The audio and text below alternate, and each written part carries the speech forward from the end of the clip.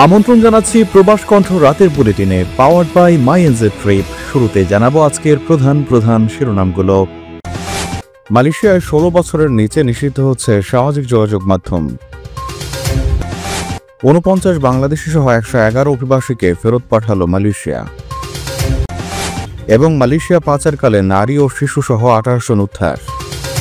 দেখছিলেন শিরোনাম, এবার বিস্তারিত। মাইএনজে ট্রিপের B2B পোর্টালে আপনারা এখন থেকে পেয়ে যাচ্ছেন হোটেল ফিচার। 2 মিলিয়ন প্লাস হোটেলের অ্যাক্সেস আপনি পেয়ে যাবেন, যেখান থেকে আপনি বুক করে ফেলতে পারবেন আপনার পছন্দের হোটেল। আমাদের B2Bতে আপনি পেয়ে যাবেন ইজি বুকিং সিস্টেম এবং সিকিউর পেমেন্ট মেথড। তাই এখন থেকে শুধুমাত্র এয়ার টিকিট নয়, হোটেল বুকিংও করে ফেলতে পারবেন mynztrip.com থেকে।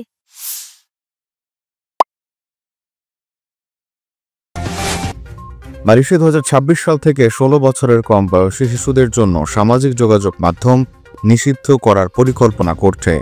অনলাইন হয়রানি, প্রতারণা সহ বিভিন্ন ডিজিটাল ঝুঁকি থেকে শিশুদের সুরক্ষিত রাখতে এই পদক্ষেপ নেওয়া হচ্ছে। এর মাধ্যমে দেশটি অস্ট্রেলিয়া সহ বিশ্বের অন্যান্য দেশের দেখানো পথেই হাঁটছে। মালয়েশিয়ার যোগাযোগ মন্ত্রী ফাহমি ফাতজিল রোববার জানান, তাদের মন্ত্রিসভা অনলাইন হয়রানি, প্রতারণা ও যৌন শোষণ সহ বিভিন্ন ডিজিটাল ক্ষতি থেকে শিশুদের সুরক্ষা দেওয়ার লক্ষ্যে একটি সিদ্ধান্ত অনুমোদন করেছে। সরকার অস্ট্রেলিয়ার মতো বিভিন্ন দেশের নেওয়া পদক্ষেপগুলো খতিয়ে দেখছে।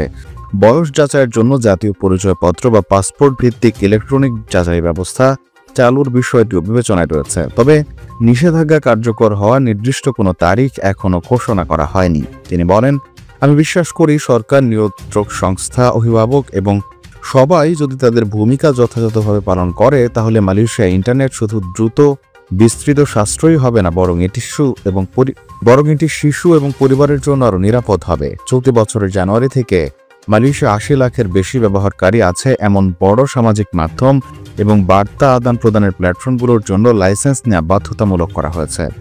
লাইসেন্সধারী প্ল্যাটফর্মগুলোকে বয়স যাচাই, বিষয়বস্তু নিরাপত্তা ও স্বচ্ছতা সংক্রান্ত নিয়ম মানতে হচ্ছে, যা দেশটির ডিজিটাল নিরাপত্তা ব্যবস্থাকে আরও শক্তিশালী করবে।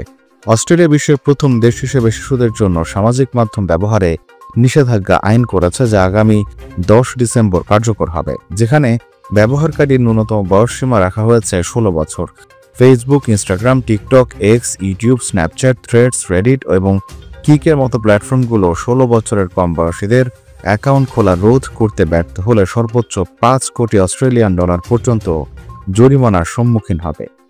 মালয়েশিয়ার জোহর ও মালাক্কা রাজ্যে জনবল নিয়োগ দিচ্ছে প্রাণ মালয়েশিয়া। আগ্রহী প্রার্থীকে অবশ্যই HSC বা সমমান পাশ হতে হবে। মোটরসাইকেল চালনায় পারদর্শী বৈধ ভিসাধারী প্রবাসীরা আজই হোয়াটসঅ্যাপ করুন এই নম্বরে। 49 বাংলাদেশি সহ মোট 111 জন বিদেশি অভিবাসীকে দেশে ফেরত পাঠিয়েছে মালয়েশিয়া। সাজার মেয়াদ শেষে চলতি নভেম্বরের 3য় সপ্তাহে জোহর রাজ্যের পাইনাপেল টাউন ইমিগ্রেশন ডিপো থেকে তাদের নিজ নিজ দেশে প্রেরণ করা হয়। সোমবার জোহর রাজ্যের ইমিগ্রেশন বিভাগের ফেসবুক পেজে প্রকাশিত নোটিশে জানানো হয়েছে, ফেরত পাঠানোদের মধ্যে বাংলাদেশের 49 জন ছাড়াও আরও রয়েছেন ইন্দোনেশিয়ার 24, নেপালের 12, পাকিস্তানের 9, কম্বোডিয়ার 4, ভারতের 4, চীনের 3 এবং লাওস, ভিয়েতনাম ও সিঙ্গাপুরের 2 জন করে অভিবাসী। অভিবাসীদের কুয়ালালামপুর আন্তর্জাতিক বিমানবন্দর 1 ও 2, সেনাই আন্তর্জাতিক বিমানবন্দর, সুলতান ইস্কান্দার বিল্ডিং কমপ্লেক্স এবং টুলাং লাউথ ফেরি টার্মিনালের মাধ্যমে নিজ দেশে ফেরত পাঠানো হয়েছে। প্রত্যাবাসন প্রক্রিয়ায় ব্যবহৃত বিমান ও ফেরি টিকিটের ব্যয় এসেছে বন্দীদের ব্যক্তিগত সঞ্চয়, পরিবারের আর্থিক সহায়তা এবং প্রয়োজন অনুযায়ী সংশ্লিষ্ট দেশের দূতাবাসের মাধ্যমে। জোহর স্টেট ইমিগ্রেশন ডিপার্টমেন্ট জানায়, সাজা শেষ হওয়া বিদেশি বন্দীদের মালয়েশিয়ায় অতিরিক্ত অবস্থান রোধে নিয়মিতভাবে এমন প্রত্যাবাসন কার্যক্রম পরিচালনা করা হচ্ছে।